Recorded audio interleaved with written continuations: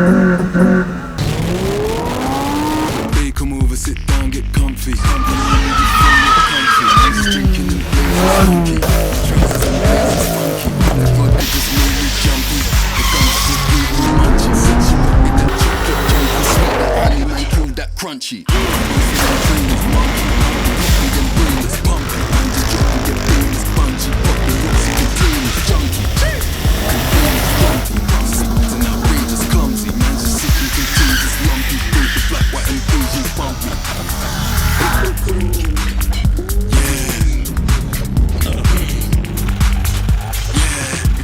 Original shutter, Bigsy. Relax and calm down, it's Gigsy. Working back on the days of Tipsy, Creeper, Quasi, Timer and Twixy. Think your big man just pick me. Teeny weeny, itsy, no bitsy. My finger keeps on itching, it's itchy. Heard that you might be talking snitchy.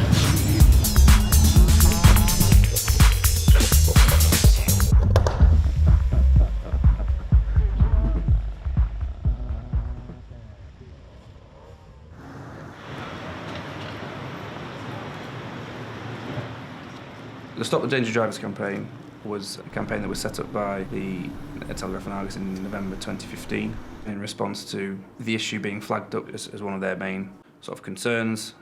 It was something people see and told us about on a daily basis. I think we said at the time Bradford was blighted by sort of bad driving and something needed to give, and more focus needed to be put on it, and not just about trying to stamp it out, but trying to re-educate the people who were perhaps behind it. It was calls for a sort of a 10-point charter to try and get things changed, which some of our local MPs have sort of taken on. There's a consultation due out very soon about possible increases in sentences for dangerous driving, which was one of those 10 points. And I think we'll have a big impact if that changes. When we speak to the people and the families involved of the more serious accidents, the fatalities, frustration at the sentences that some people get because of the guidelines that the judges are tied to is a frustration. So if that changes, that could have an impact on many levels. I would say Stop the Dangerous Drivers has had an impact. There's certainly more that needs to be done, but one of the things that resulted from it was Operation Steerside, which it's a West Yorkshire Police initiative, so we don't have any direct involvement with it. We kind of work alongside to report on the progress of it, but it's very much theirs. But they very much focus on sort of education of drivers and trying to prevent what they call the fatal four, so things like speeding and drink and drug use while driving, things like that. And I think, it got to the stage where there was incidents where it probably couldn't be ignored any longer, and they realised it was something they needed to dedicate some resources to. And it's very much ongoing. It's now been going, I believe, since February 2016. More than 10,000 drivers have been caught, so you need to get the police's take on how successful they think it's been. But in terms of the numbers, it's certainly had an impact. I don't think you could argue with that.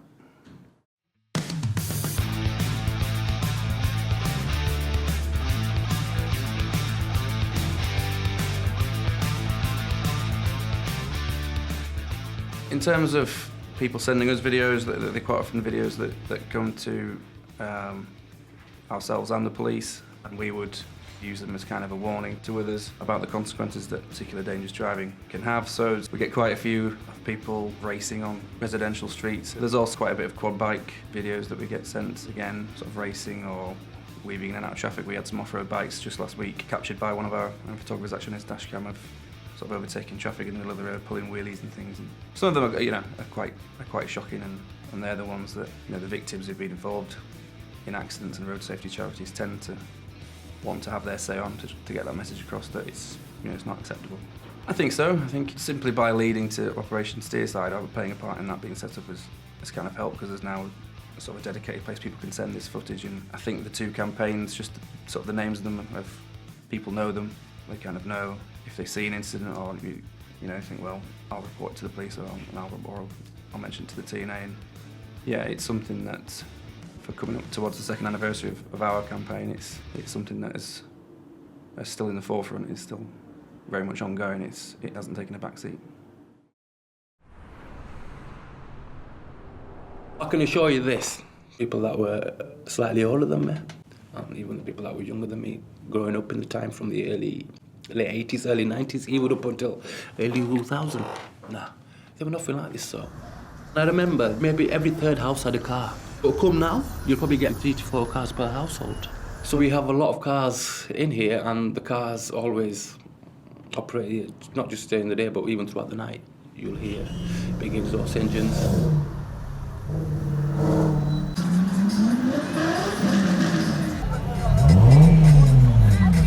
I have seen a lot of, probably one of the cars I would never even imagine I've seen them in here. We have certain garages where people like to modify the cars, have their own private plate numbers, which a lot of people like doing here. They like to have private numbers, and it can cost them a lot of money.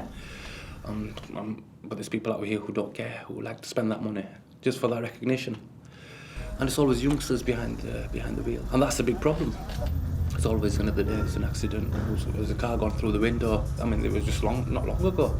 A car went through a takeaway in Bradford. And this is around about 9 o'clock in the evening. I'm not going to show you, it still happens. I come this morning. This is like 7:30 in the morning. There's a car revving on Main Road outside the university, and there's only 2 cars on that road.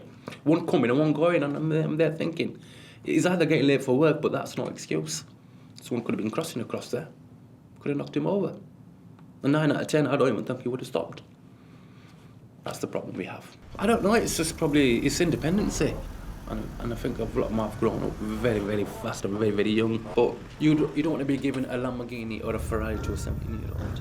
It's changed, it's really changed. It's amazing how it's all changed. It's about what you've got. It's about what kind of car you have. It's what you've spent on it. You know, it's always about the latest model. Just like the clothes, what people like to have now. It's about having the latest model in car. Yeah, it is definitely a problem. Bradford's got this reputation of being a bit of a car city, and the local press has had this campaign running for quite a while now, which is absolutely fine and absolutely fair enough. You know, I'm not commending dangerous driving or anything like that, but I've yet to see a positive story about the car. It suggests there is only one narrative when it comes to the car. It's either young kid died because he was speeding, or somebody stole a car, or somebody was carjacked. All the usual sort of stories that you get in the local paper about car-related crimes or car-related problems. When I go to these car meets, the nice thing is, touch wood so far, you know, every one of these events that I've been to, they've been very, very enjoyable. At some of these events, you'll see very young drivers, and actually non-drivers as well. They'll turn up because they're enthusiastic about what's going on. It's kind of almost carnival, you know, it's a bit of spectacle and all that. But equally, you'll see quite, you know, people my generation there with their cars. What's problematic at the moment is there isn't a sense of appreciation from the broader structures in the city of these events. I would really like, certainly law enforcement, to get involved in terms of supporting this, rather than risk driving it underground. I've been to a few events where the police, you know, have kind of patrolled by, and, you know, 1 or 2 of the coppers have been really interested in some of the cars. The police have got a reputation for having some high-powered cars. Maybe they could show their stuff. People need to refocus a little bit. Put it into proportion, you know, for every one maniac who drives like a maniac, there are 100 of these kids who are bright, intelligent, creative, and older people. You know, people my age are still into these things. And it's a labour of love. It's an appreciation. And the sad thing is it's not acknowledged. So the way around that is to kind of reframe the car in Bradford as an asset, as a positive thing. So I think the problem has been that the car continues to be framed as problematic. One of the things that seems to sort of underpin an individual's decision to modify a car is a desire to be seen, and to be seen to be distinctive. Because for most of us, ultimately, you know, a car is what? It's just a means of transport, right? It's to get you from A to B relatively quickly. But amongst this community, if you like, amongst this group of similarly minded people, there is a sense of appreciation and knowledge, and there's mutuality going on all the time. There might be something to this notion that, you know, this is largely ego-driven. It is about possibly insecure people wanting to kind of embellish their identities, and it's about masculinity, and it's about being loud and superior, demonstrating a kind of superiority, whether it's horsepower or design flair or anything else. I don't think that's the case. And I think a lot of the stuff that you see in modified scenes is about inscribing their identities, their personalities, their tastes onto the body, onto this vehicle, onto this car, because ultimately it's quite a satisfying thing to do. It's a rewarding thing to do. They can display to the world, this is who I am, this is what I am, this is what I like. And I think this is about the practice and the performance of a class identity as much as anything else. I think one of the reasons why there is a lot of negative feedback about this working class car culture, which is what I call it, and people may choose to disagree, which is fine, is that it is working class. It's not flower arranging, it's not making pots, it's not learning how to do watercolours. This to me is very much the same thing as keeping homing pigeons 50 years ago. This is, for me, it's about working class culture, despite the fact we're often told that there's no such thing as working class these days. Other than sort of watching Jeremy Kyle all day or something, right? There's no culture. But when I go to these car meets, to me, it's no different to middle class people or anybody going to a museum or to an art gallery and appreciating the art. These guys congregating, meeting in a car park, supermarket, showing each other their cars. I would say showing each other their cars as works of individual art. At one level, they might not choose to agree with that. They might not call it that. It's not art, whatever. But it is created and it has a purpose, right? The fact that it's functional is neither here nor there, but it's still art, right? So all because it's not called that, I would say, is one of the reasons why it's given less value. It's not actually tuned into that wavelength of what constitutes good culture. My name's Nasir Ahmed. I work as a mechanic and I modify cars. To me, modifying is when you modify your engine. When we were modifying cars back in the days, that's where you actually had to put manual labour into it. And when you looked underneath a bonnet, then you'd be able to see that something has actually been done. Nowadays, the modifying game's changed a little bit, right? They are doing the modifications, but it's not like the proper modifications.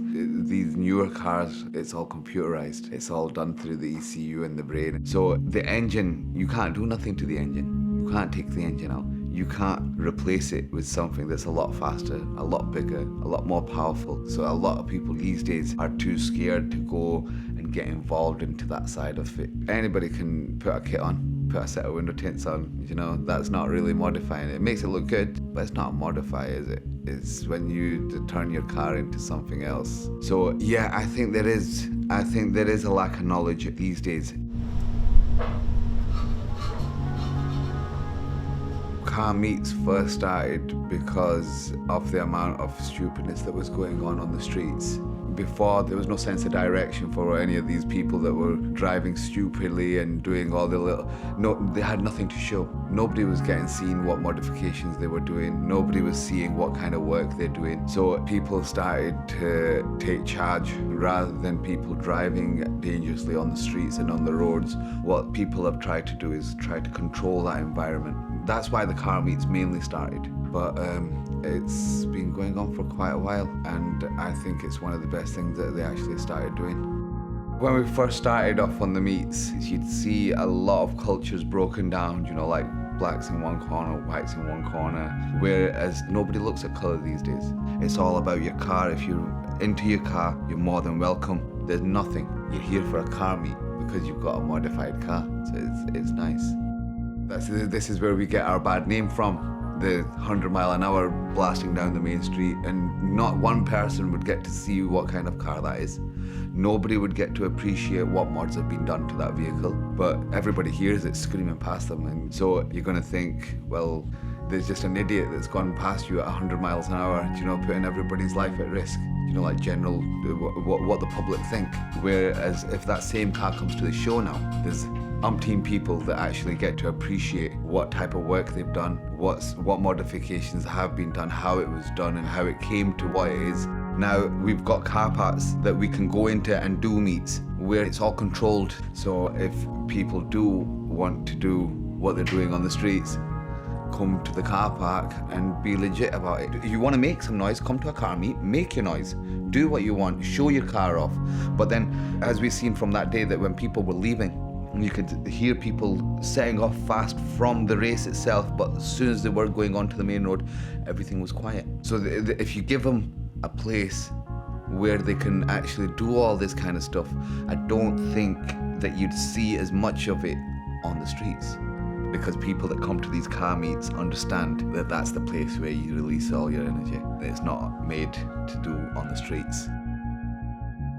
I don't blame the papers, I don't blame the police for giving us a bad name in the first place because of the amount of accidents and the stuff that you see that happens in Bradford. Do you know what I mean? We've got the statistics that show that it's bad. But the media side of it, they don't put the good into it. They won't tell you that these car meets that are going on, that they're a good thing to do. And I don't think the police actually target the meets. They only target the meets when it's a public complaint. Again, the public get their views from social media, from the police. But what they don't realise is they're taking everybody out of that one meet where the trouble was going to happen in one area. They've built so much energy up in that car park. The police have spoiled it and told everybody to go home. Now all that energy, where's it going to get released? On the streets of Bradford. They think that these car meets create the problems. They don't. The car meets actually help the problem. All I like to say is not all fingers, even although they're on the same hand, not all fingers are the same. So you can't look at one person and judge everybody by that same perception. It's not that. I don't think that's right. Someone's idea of having fun could be totally different to somebody else's. To us, our fun is in the car parks, showing off the mods and everything. I don't think we're a nuisance. I don't think that we're trouble. I don't think we've got ego problems. I just think we're misunderstood, that's all.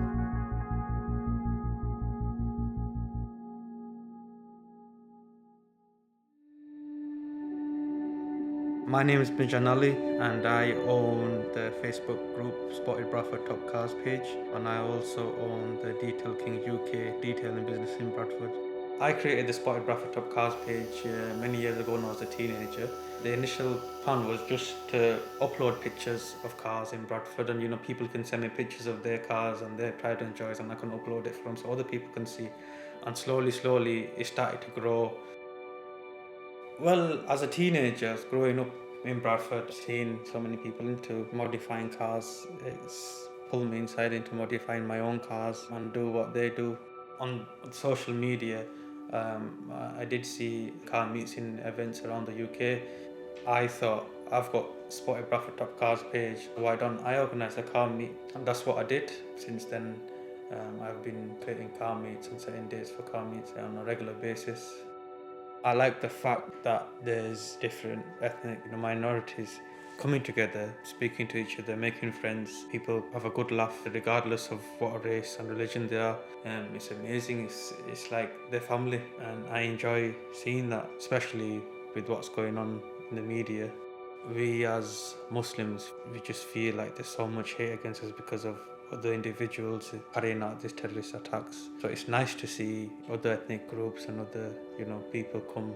When they speak to someone or see someone that have the same passion for them in modifying cars, they feel more comfortable in talking with that person, and in that way they can socialize with people and make friends. Car meets, it gives you new ideas how to modify your own car, and there's always people out there willing to give you advice, tips, or even if you've got a business where it's related to cars, they can maybe even help you with your own modifications. So when people attend these car meets, what they do is when they go home, they'll want to start modifying their car for the next meet. Cars and people modifying their cars, it means a lot more to them what people think. It basically represents them, it's their image, and it shows the personality of the person. It's just a cool thing really, regardless of what age they are. A lot of the older generation have been doing it most of their life, and they still are. Without this car culture, I would say in Bradford, a lot of people would be committing crimes, taking drugs, or maybe there are some people that have committed crimes in the past and they've had such a bad life where they've come into the car culture and that's all they've got now. And if you take that away from them, what they're going to go back to? This car culture in Bradford, it's keeping them away from that side. It gives them something to keep busy, something to look forward to in life, and it is basically an escape for a lot of people. They escape to have peace, and it gives them time to think about other things. If they're having issues at home or they're having relationship problems, it gives them a break from that. A lot of these guys, they'd be working a full-time job, and in the rest of the time they have, they'll be spending on their cars. So after work, they'll work on their cars till late, and it's not an easy thing, modifying cars, working around with a normal full-time job, and especially even if you've got kids and family, it's more harder, but it just shows the amount of passion they have for the cars.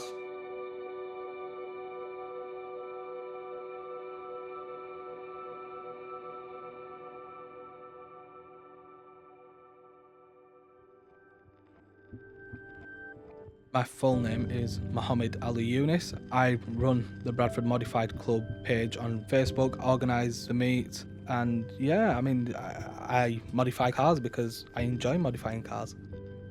A couple of years ago, a friend of mine, Zain, he started the meet, and then because he was studying, working at the same time and stuff, he said to me, look, I need to bring you in because, you know, I'm getting up to the top with, you know, trying to do everything at once, so I think you'd be good at it. So about 9 to 10 months ago, I started running the meet.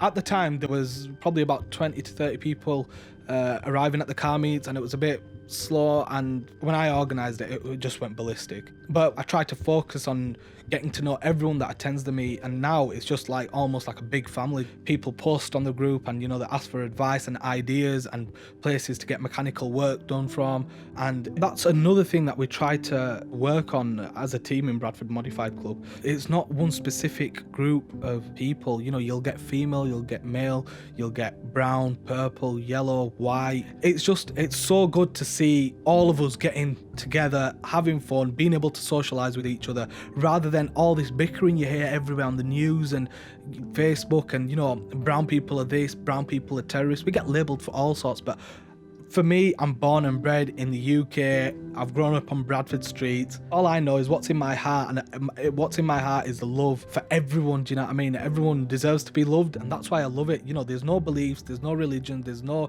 different colour skins. We just talk. It's like the car religion. We talk about cars, and that's all we go on about. You're never going to get away from the stereotypes of boy racers, of getting that attention just because the way your car looks, because you stand out. People have met me, talked to me, and they've thought, and they've said it to my parents as well, that you've got a really nice son, it's very smart, very intelligent. But then when it comes to another time where I'm meeting them, they'll judge me just because of my car and think, well, oh yeah, you're a little boy racer, you. They'll forget about all the discussion we've had previously, and the mindset totally changes, and people are never going to stop seeing us as he's a twat, basically, because we do it to stand out and be different from the others. My personal reason is because it's something I enjoy doing. It's challenging. Every time you do a bit of work on your car, it's a challenge, because you might do something wrong, you might put something on the wrong way around, but it's all a learning curve, because then next time you're going to know. Saying that I haven't studied cars, and I'm not talking about engine mods or anything, I'm on about appearance here, but when it's finished, I feel proud, and I'm like, well, that's why they say it's your pride and joy, because you put that hard work, that effort into it, and the outcome is how you wanted it to come. We modify our cars, we don't send it in to pimp my ride. It's something we do ourselves and spend time and effort and money on, do you know what I mean? So it's not something that you've just bought like that. I'd like to see us working together and making more of a day out for families, friends, relatives, grandparents. I don't want it to just be us young lads running about and saying, oh bro, what brake horsepower is that Skyline? I want it to be like a big family day out with a few stalls there, bouncy castle even, cars parked there, everyone just enjoying themselves, do you know what I mean? So what I'm trying to do now is get it 100% legal and try to get the police involved to obviously have their permission and have their side, and have maybe an ambulance there, a high-powered police car, have a fire engine, to make us knowledgeable of their vehicles and why they chose their job and why we're doing what we're doing. So I think it'd be really good, and it'd stop people from Bradford Modified Club seeing police officers as dicks and police officers seeing us as trouble causers.